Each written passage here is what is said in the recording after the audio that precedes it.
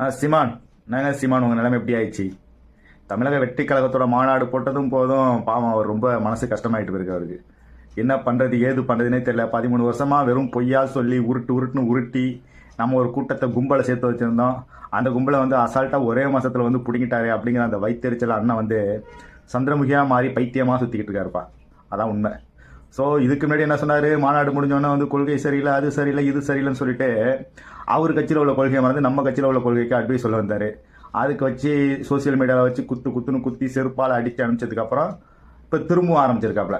ஏன் நீங்கள் வந்து தமிழக வெற்றி கழகம் பேர் வச்சிங்க, உலக வெற்றி கழகம் வச்சுருக்கேன். யோ, என்ன பேர் வைக்கணும் ஏது பேர் வைக்கணும் எங்களுக்கு தெரியும். நீ உன் பொச்சை மொழிட்டு அன்றப்போ ஓகேவா? எங்களுக்கு தெரியும். நீ உன் நாம் தமிழர் கட்சியில் உள்ள கொள்கையை பாரு, நாம் தமிழர் கட்சியில் என்னென்ன குறைபாடுகள் இருக்குது அதை பாரு. முதல்ல நீ அந்த கட்சியை நீ பேர் வைக்கல. அது வந்து சீப்பா ஆதித்தனார் ஆரம்பித்த கட்சி. அந்த கட்சியை வாடகைக்கு எடுத்து நீ சம்பாரிச்சிக்கிட்டு இருக்க. ஏன்னா நீ வந்து இன்னொருத்தவங்களுக்கு வந்து